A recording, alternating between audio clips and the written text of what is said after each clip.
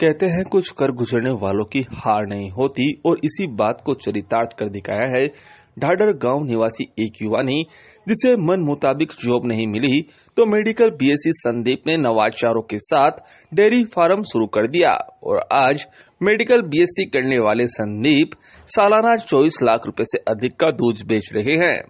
जी हां, मुसीबतों के आगे हार ना मान ढाडर गांव के युवा प्रगतिशील पशुपालक संदीप की कहानी युवाओं के लिए काफी प्रेरणादायी है, जिन्होंने जॉब नहीं लगने पर 3 थार पार कर गायों से डेयरी फार्म हाउस की शुरुआत कर अपने सपनों को पंख दिए और हौसलों को उड़ान।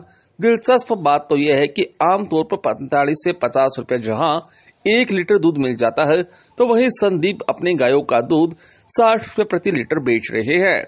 आज संदीप के पास 28 से ज्यादा अलग अलग नस्ल की देसी गाय हैं। इन सब के बीच संदीप के डेयरी फार्म को खास बनाता है उनके द्वारा किए गए नवाचार।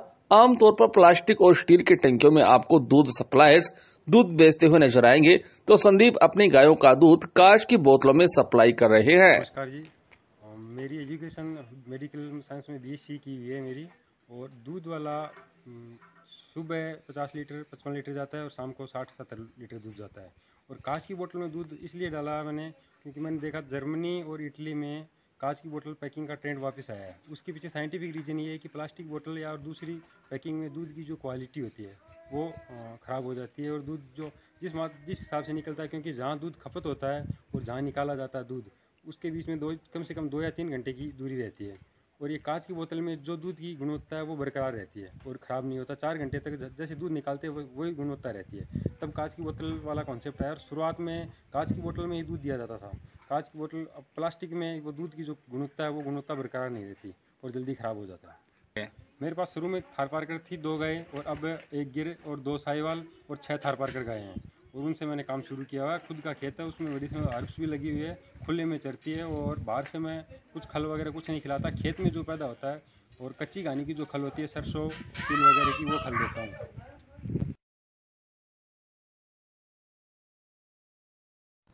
कहते हैं कुछ कर गुजरने वालों की हार नहीं होती और इसी बात को चरितार्थ कर दिखाया है ढाडर गांव निवासी एक युवा ने, जिसे मन मुताबिक जॉब नहीं मिली तो मेडिकल बीएससी संदीप ने नवाचारों के साथ डेयरी फार्म शुरू कर दिया और आज मेडिकल बीएससी करने वाले संदीप सालाना 24 लाख रुपए से अधिक का दूध बेच रहे हैं।